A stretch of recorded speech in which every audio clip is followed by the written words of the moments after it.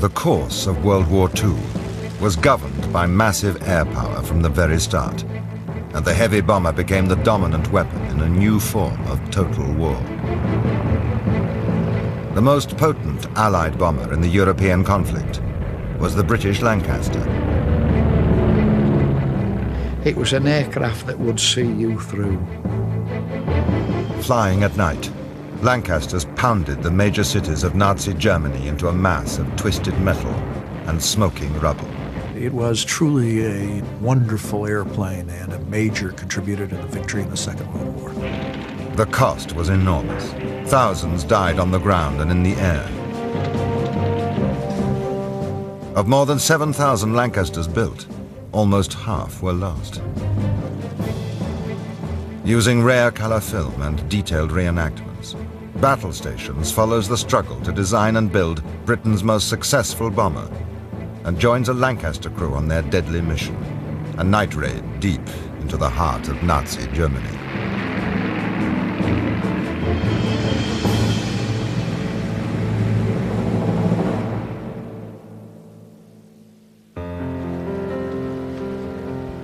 The bomber first appeared during World War I. These fragile biplanes, made of wood and canvas, were unable to carry heavy bomb loads or do much damage, but they left a deep impression on the military designers and planners.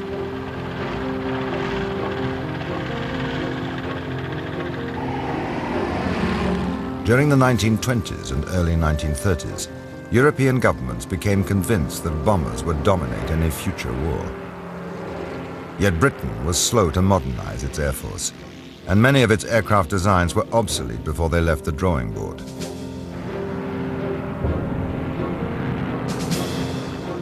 Germany did not make the same mistake.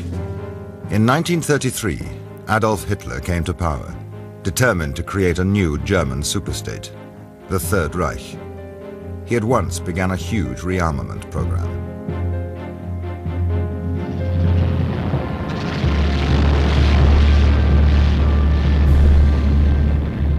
Hitler created a modern air force, the Luftwaffe. Its chief weapon was to be the bomber. Within a few short years, Germany was openly preparing for war. The British government at last realized the impending danger and launched an urgent program to re-equip the Royal Air Force. They turned to aircraft designers like Roy Chadwick. He had joined the Avro Company in 1911 as a draftsman and steadily worked his way to the top. Chadwick was a visionary who combined the precision of an engineer with the eye of an artist. He was tall and slender, and I remember him in dark overcoats when in his young days, with a white silk scarf he would have knotted. He had big brown eyes and an olive face and dark hair, and he was elegant. He liked kind of elegant things, and I think that is translated into his machines. Roy Chadwick had a passion for his work and never stopped worrying about how to improve his designs. It was winter, and the curtains would be drawn. He was sitting in the room after his evening meal, just quietly there, with the Manchester Evening News. And he would fold it over, and I'd see he'd do the crossword puzzle. And then I might go to say goodnight, Daddy, and give him a kiss. And I'd see all round the edges of the Manchester Evening News, all the calculations. He was doing two things at once. In 1936, the Air Ministry invited designs for a new medium-range bomber. The ministry wanted an aircraft which could carry 8,000 pounds of bombs, fly round trips of 2,000 miles, and do it all with only 2 engines. It was a very tall order, which could have defeated a lesser talent, but Roy Chadwick rose to the challenge. I asked him once, how do you design an aeroplane, Daddy? And he said, well, I think of all the parts first, and then I sit down to do the design.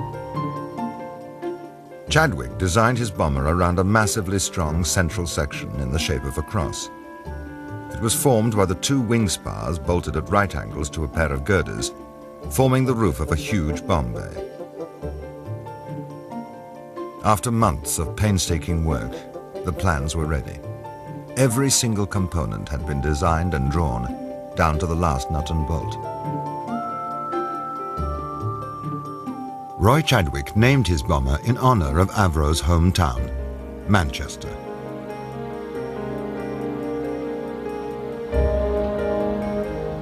In the summer of 1937, the Air Ministry placed an urgent order for 200 Manchesters, even though the prototype had not yet been tested. It was a huge gamble, but everybody now expected a war. It was simply a matter of when. A growing mood of panic swept the country. Londoners began building air raid shelters. Gas masks were issued, and the public were instructed on what to do.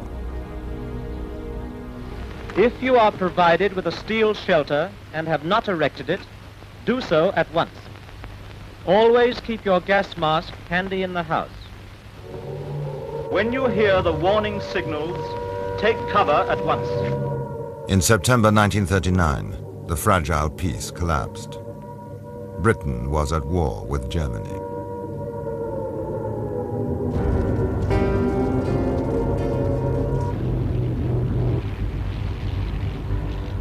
As Europe was overrun, cities like Warsaw and Rotterdam were devastated by German bombers. Then in September 1940, Hitler finally unleashed his bombers on London. The Blitz had begun, and Londoners found themselves in the front line.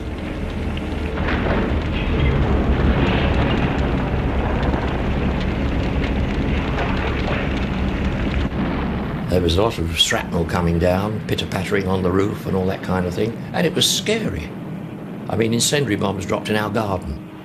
My best pal was there with us at the time, and it was then that we decided we wanted to join up.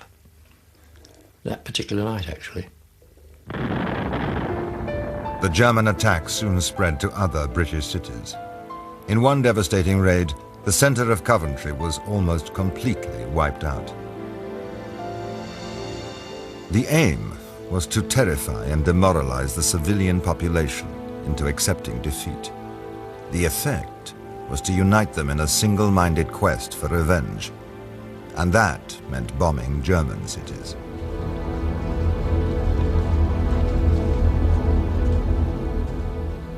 I used to come home on leave and see all the people going down into the underground shelters in London, you know, sleeping down there night after night, and I used to think to myself, you know, this is terrible.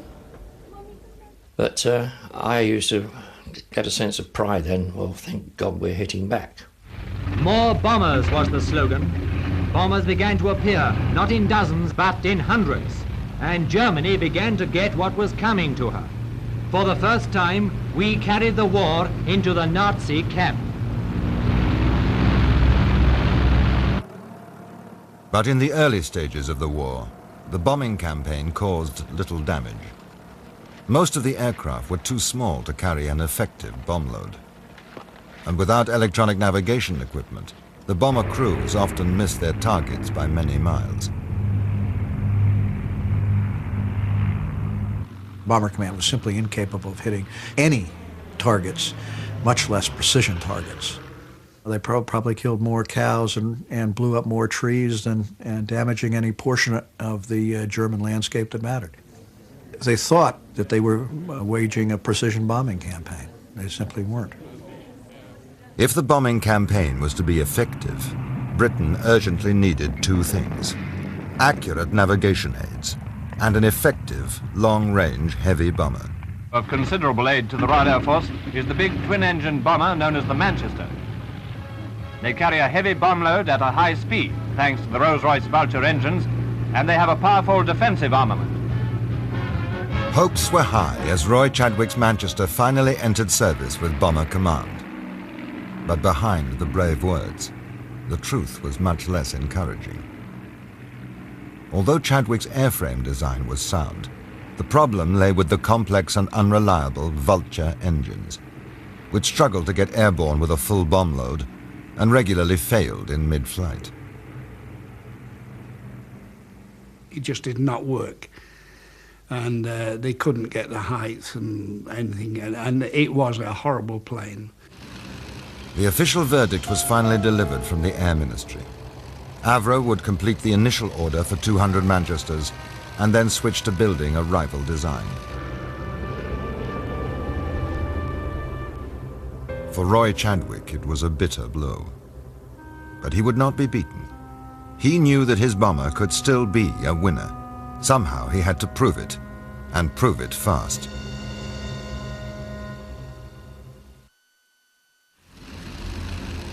The decision by the British Air Ministry to abandon production of the Avro Manchester bomber forced Roy Chadwick to rethink his design. He saw that what it needed was a set of bigger wings and a lot more power. He decided to remove the 2 unreliable Vulture engines in favor of 4 Merlin engines.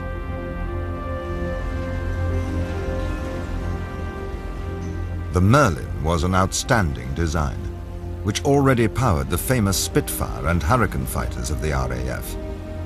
After persuading the Air Ministry to give him one last chance, Chadwick went back to the drawing board.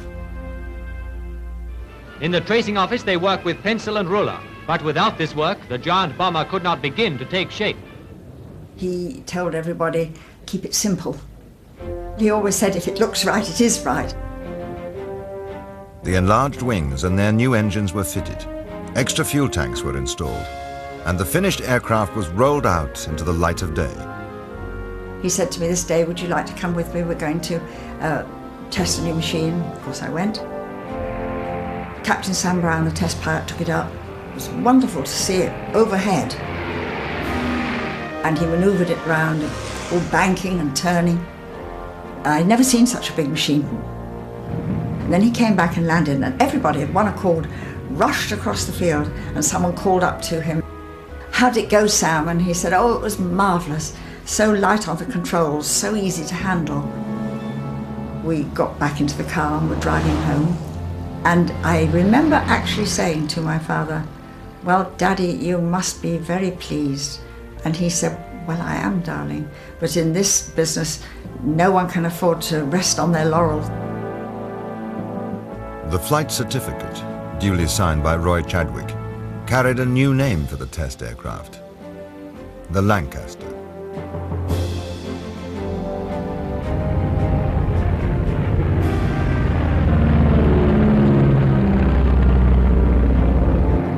The machine suddenly looked and felt right.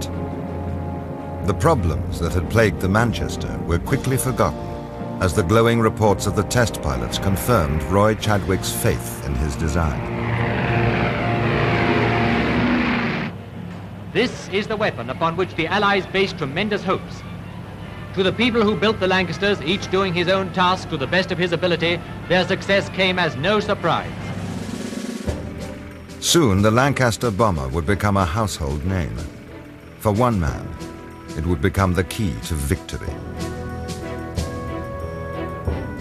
Early in 1942, Air Marshal Sir Arthur Harris was appointed Commander-in-Chief of Britain's Bomber Command. He was an aggressive leader, with a single-minded determination to destroy the German war machine. Press home your attack.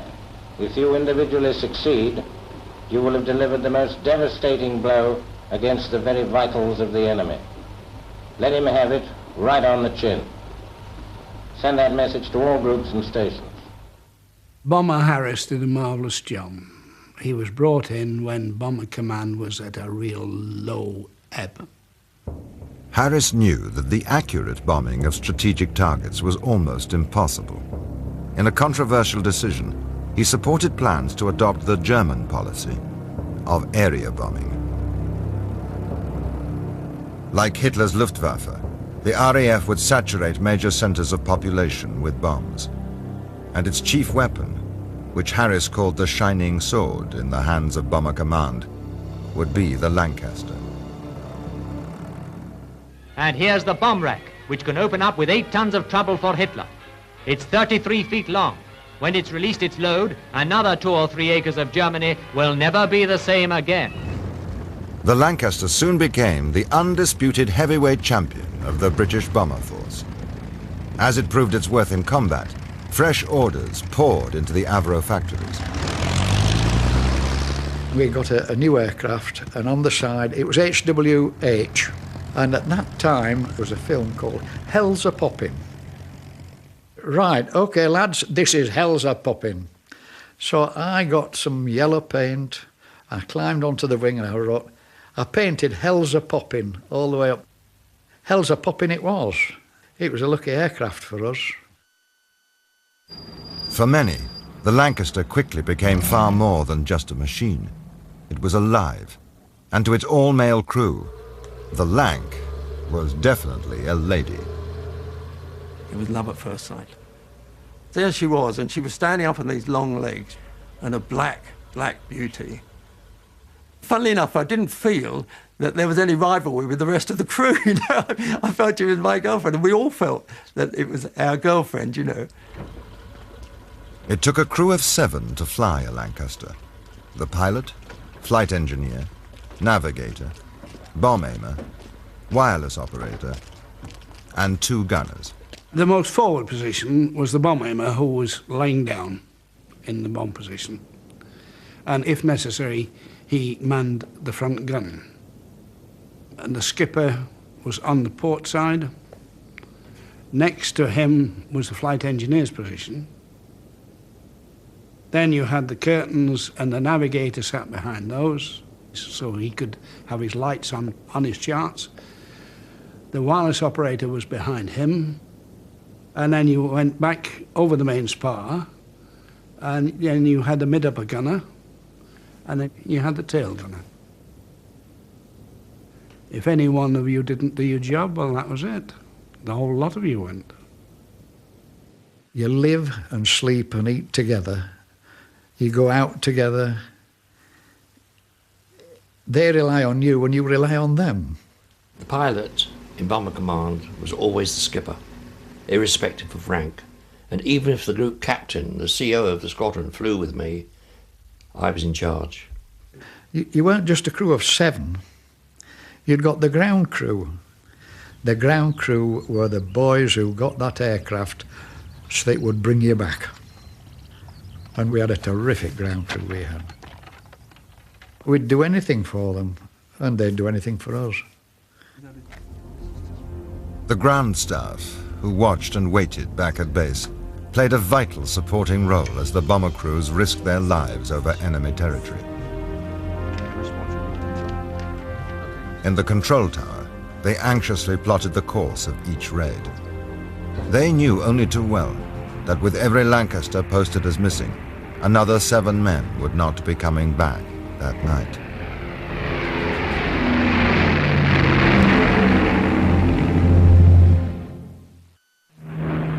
The Avro Lancaster, the most powerful and efficient bomber in the world, and one of the most important war-winning weapons yet devised by the United Nations. The Lancaster is a name that is writing war history. Although Chadwick had designed the Lancaster for mass production, it was still a monumental task. Each aircraft contained some 55,000 separate parts, involving roughly 500,000 engineering operations.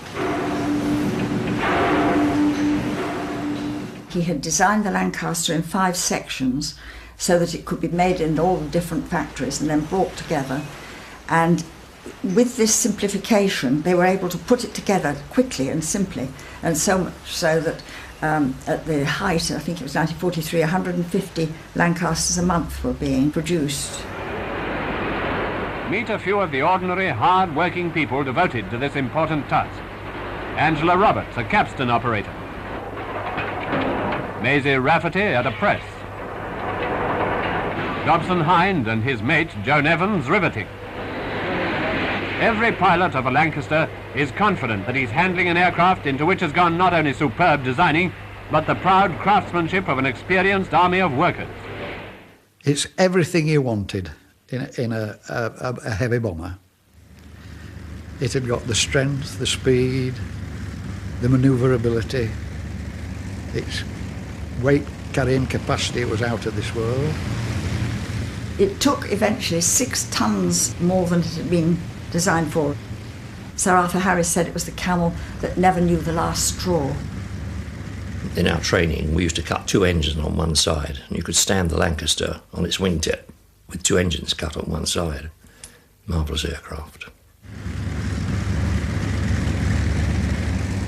I think the Lancaster was the finest bomber in the European theater of operations. It was truly a wonderful airplane and a major contributor to the victory in the Second World War. By 1943, the Allies were equipped with enough heavy bombers to launch an all-out offensive against Nazi Germany. It was to be a 24-hour round-the-clock operation. The Americans bombing by day, the British by night. Electronic navigation systems were introduced, and the bombing became more accurate. Radio direction finders and radar scanners were installed in selected aircraft, and their hand-picked crews were given special training as pathfinders. It all came together at the end of July 1943, when a series of heavy raids on the city of Hamburg demonstrated the devastating effect of area bombing. Thousands died in the inferno as huge areas of the city were utterly destroyed. Area bombing had not broken the British resolve to fight, but Arthur Harris still remained firmly convinced that this was the only way to defeat Nazi Germany. They sowed the wind, he said. Now they are going to reap the whirlwind. As the scale of the operation steadily increased, so did the weight of bombs falling on Germany. One of the great contributions of the Lancaster in the Second World War is its capacity to carry extraordinarily large bombs. The power of those weapons were such, when combined with accuracy, that you could really wreck big targets. For 12 months, British scientists were working day and night on one of the most remarkable engineering feats of the war, the 12,000-pounder. And here it is, over 5.5 tons of concentrated destruction, the biggest bomb yet known in air warfare. Lancasters eventually carried no less than 22,000 pounds, the 10-ton Grand Slam bomb.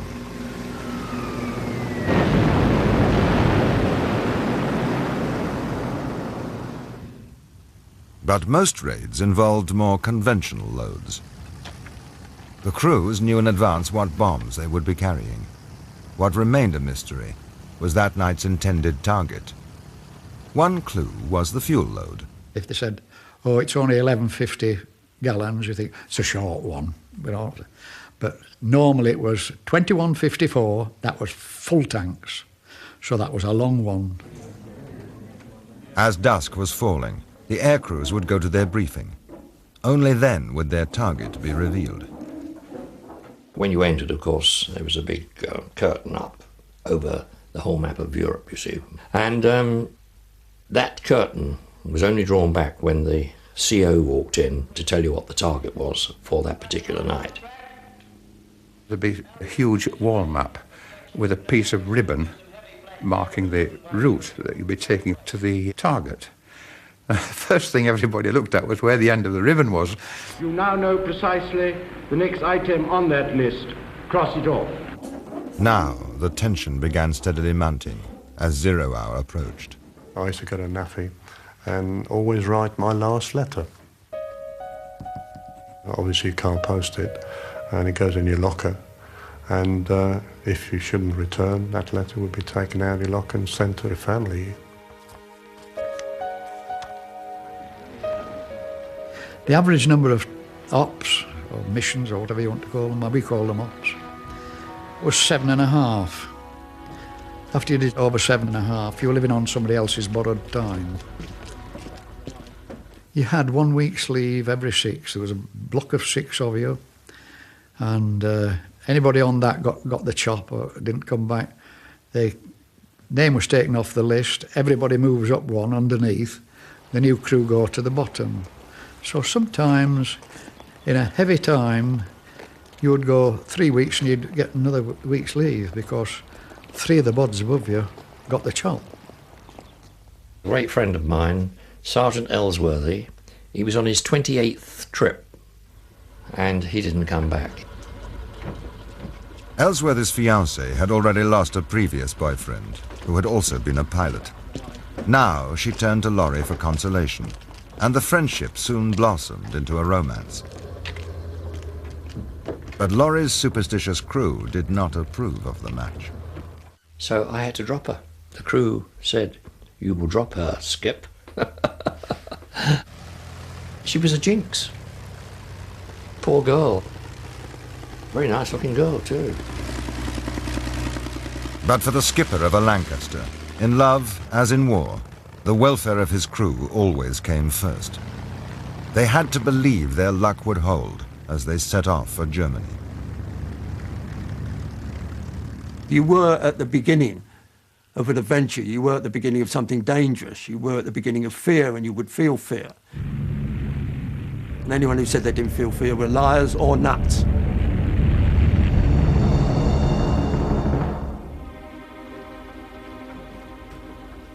As the Lancaster crews were driven out to their aircraft, each man knew only too well how dangerous their mission was. Superstition and ritual could not guarantee a safe return. But then again, perhaps they could. I always wore a green scarf with little Chinese markings on them, which my sister had given me. She says, "You might need this scarf." I got married 3 days before D-Day. I had a silk stocking from the wife. I tied that round my neck. I never took that silk stocking off until I'd finished ops. I showered with it, I did everything. It was my lucky charm, was that silk stocking. One or two of the crews from the squadron were given dolls by a young girl who used to knit them as lucky mascots. I carried that doll on all the trips I did. I swear blind that that mascot brought me back.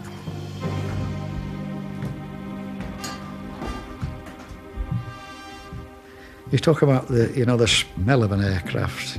It had that smell of comfort, and that puts it all in one word. That was home from home.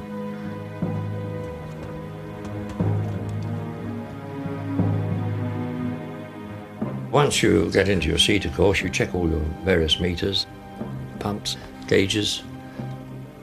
Once we're all satisfied that everything's in working order, we get the order to move, then we move off.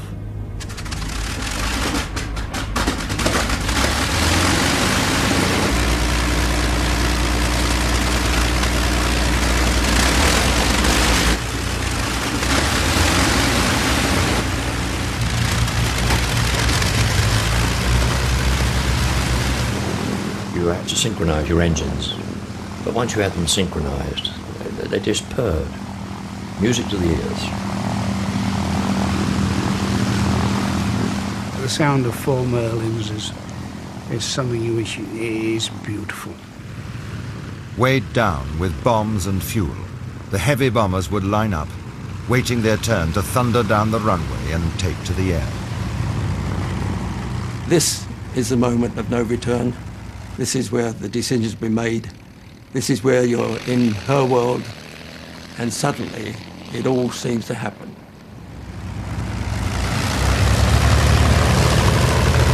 You've got a full bomb bay, and you've got full power, and suddenly she's let go, you know. I mean, that moment, it's unbelievable. You roar down the runway, and all you can hear is the noise, and it's a beautiful noise. You've got 1,400 yards to lift about 14,000 pounds. It starts to seem that she's going to lose the game against gravity. But just after halfway, you feel that gentle bounce, and then another gentle bounce. And suddenly, boom, and you're weightless, and you're airborne. It's moments like that she tells you what she's all about.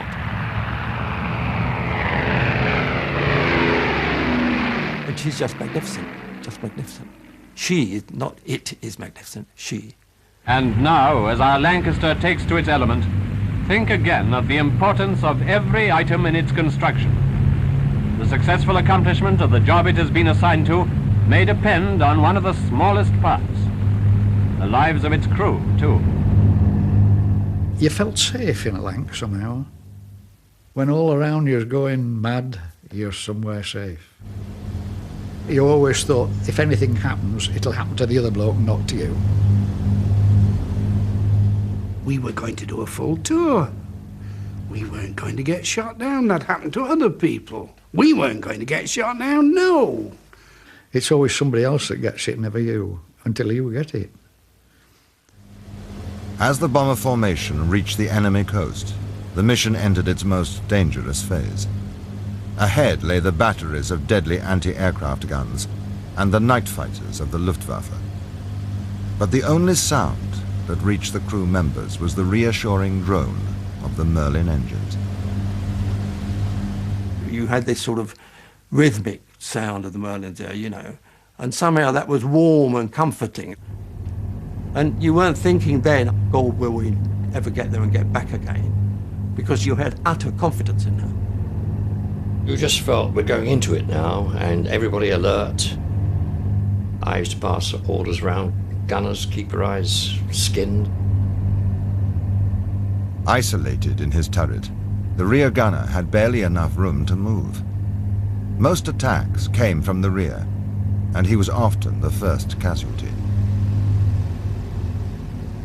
It was a vulnerable position, I can't deny that, but not one you could shy away from. That's the job you were there to do, and you did it. Tailin Charlie, as we called him, he was the fall guy. I think there were more casualties with rear gunners than any of the other crew members. As they reached the target, the bombers had to fly through a dense barrage of exploding shells from the German flak batteries. I would say it takes a lot to make me afraid, but I was scared. Really scared at times. Frightened to death. My God, this is it. This is my time coming. I've only had 19 years. I'm on the chop. You are frightened, you are scared, and you just hope that you will come back. You had a lot of other things to think about than fear. And I must say that over the target, it was exciting. And excitement was over fear then. Bombing says, right, skipper, target's in sight, I'm ready for the bombing run. And then it's all quiet in the aircraft because he is in sole charge and you do exactly what he says. You actually go out there to hit a target. The fact that civilians may be killed, you've got to blank that out.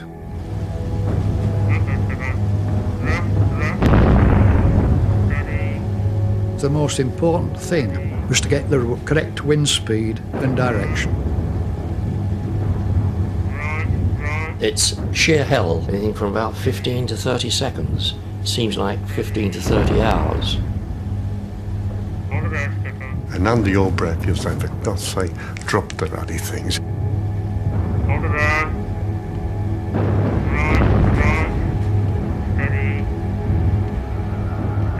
Get rid of these bombs now. Just want to get them away.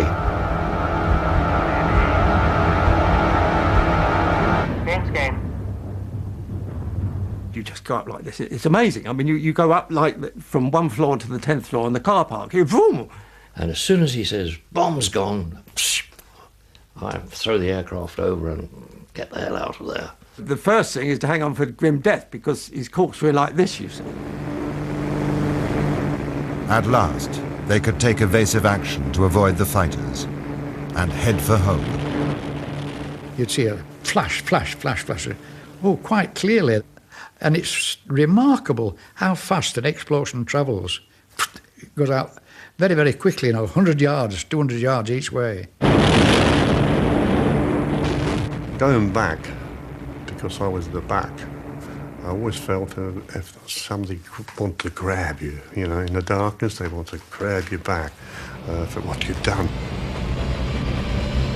Back in England, other hands were reaching out, willing the Lancasters to return to the safety of their home base.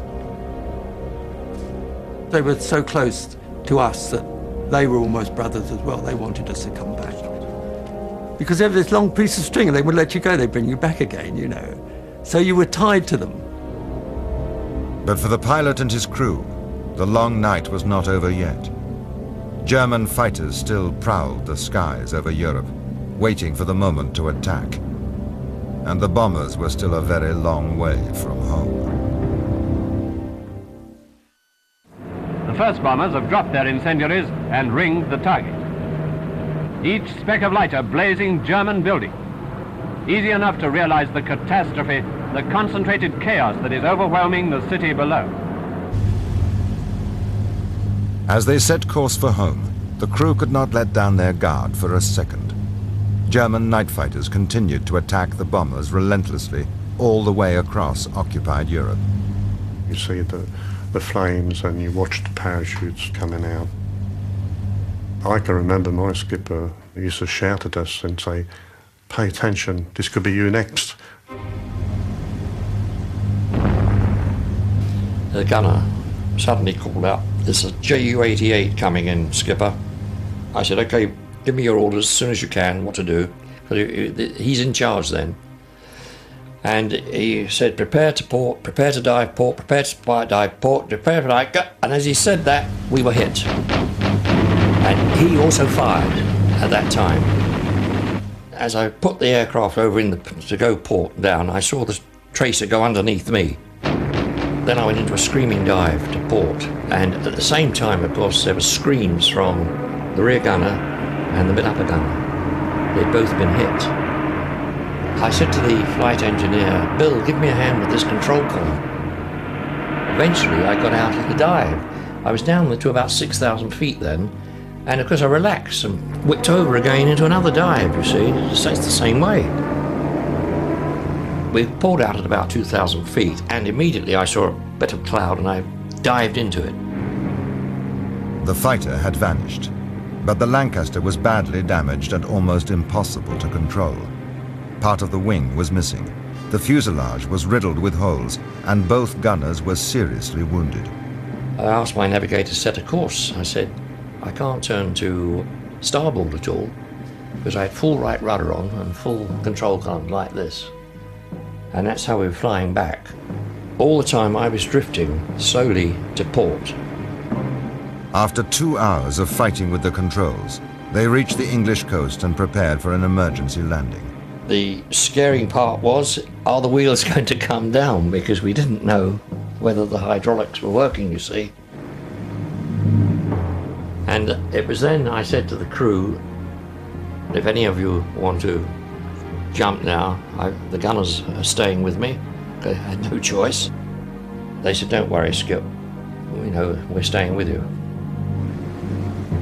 I thought the best thing to do so she doesn't flip over is to land at a faster speed.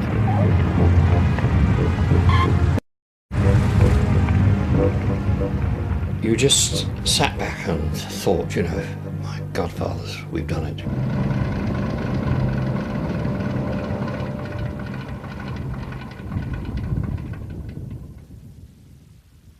You get out and you pat it and say, "Thanks."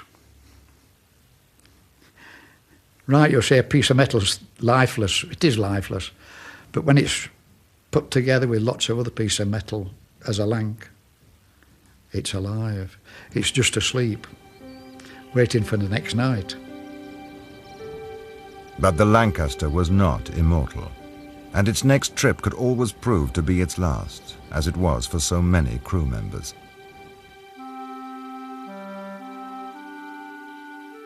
The odds of them surviving a full tour of 30 operations were very low. You go to bed, and then when you wake up, you find that the opposite beds, 7, are empty. And you may see the adjutant coming in, emptying the lockers.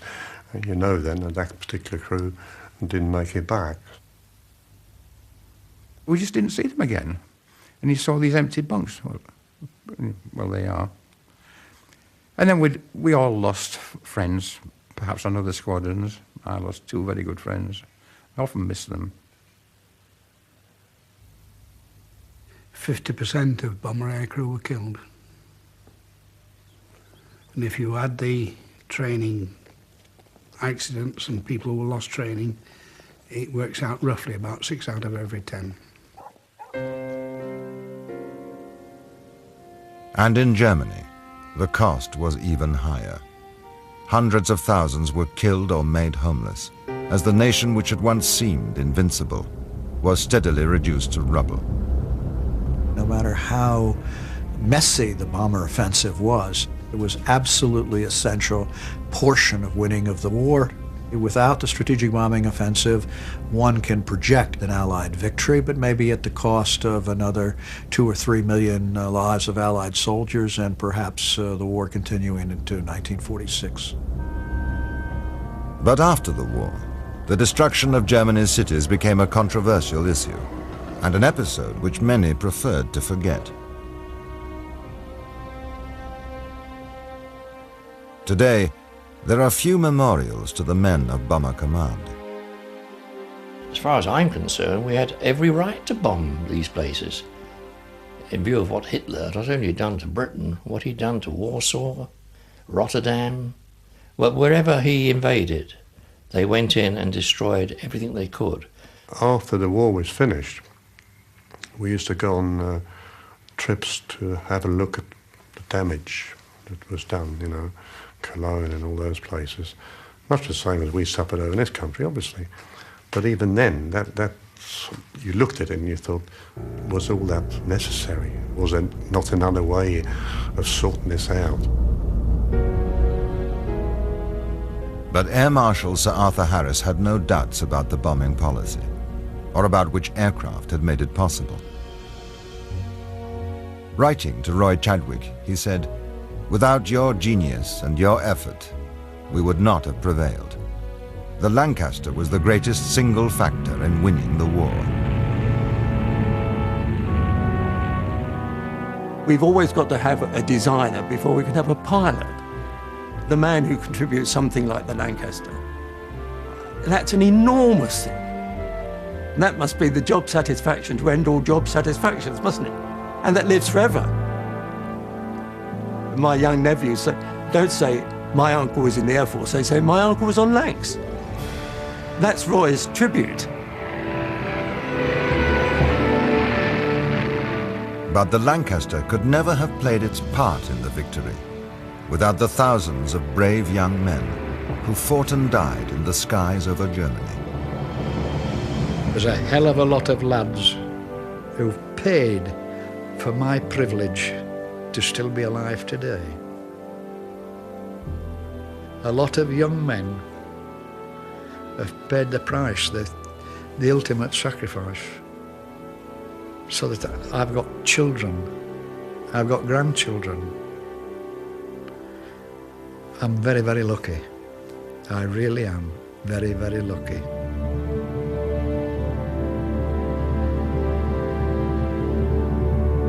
Never stopped worrying about how to improve his designs. It was winter and the curtains would be drawn. He was sitting in the room after his evening meal, just quietly there, with the Manchester Evening News. And he would fold it over and I'd see he'd do the crossword puzzle. And then I might go to say goodnight, Daddy, and give him a kiss. And I'd see all round the edges of the Manchester Evening News, all the calculations. He was doing two things at once. In 1936, the Air Ministry invited designs for a new medium-range bomber. The Ministry wanted an aircraft which could carry 8,000 pounds of bombs, fly round trips of 2,000 miles, and do it all with only 2 engines. It was a very tall order, which could have defeated a lesser talent.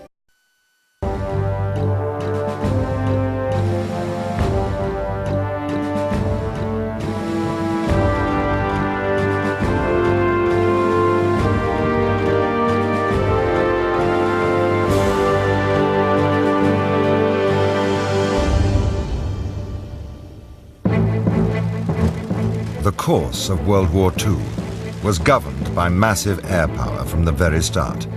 and the heavy bomber became the dominant weapon in a new form of total war. The most potent Allied bomber in the European conflict was the British Lancaster. It was an aircraft that would see you through. Flying at night, Lancasters pounded the major cities of Nazi Germany into a mass of twisted metal and smoking rubble. It was truly a wonderful airplane. Within a few short years, Germany was openly preparing for war. The British government at last realized the impending danger and launched an urgent program to re-equip the Royal Air Force. They turned to aircraft designers like Roy Chadwick. He had joined the Avro Company in 1911 as a draftsman and steadily worked his way to the top. Chadwick was a visionary who combined the precision of an engineer with the eye of an artist. He was tall and slender, and I remember him in dark overcoats when in his young days, with a white silk scarf he would have knotted. He had big brown eyes and an olive face and dark hair, and he was elegant. He liked kind of elegant things, and I think that is translated into his machines. Roy Chadwick had a passion for his work and never planners.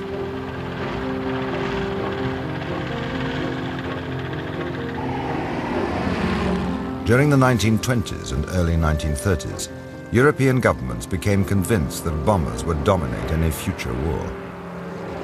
Yet Britain was slow to modernize its air force, and many of its aircraft designs were obsolete before they left the drawing board.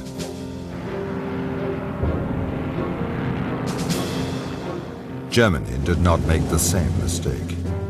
In 1933, Adolf Hitler came to power, determined to create a new German superstate, the Third Reich. He at once began a huge rearmament program.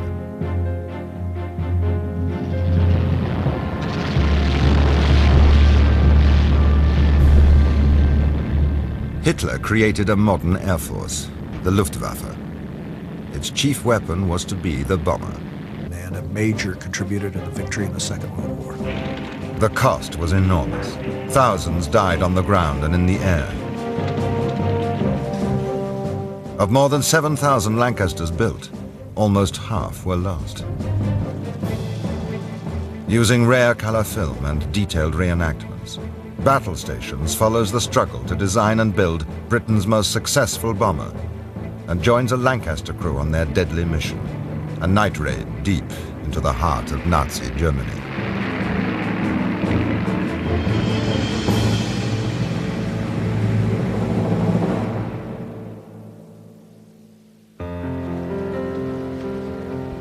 The bomber first appeared during World War I.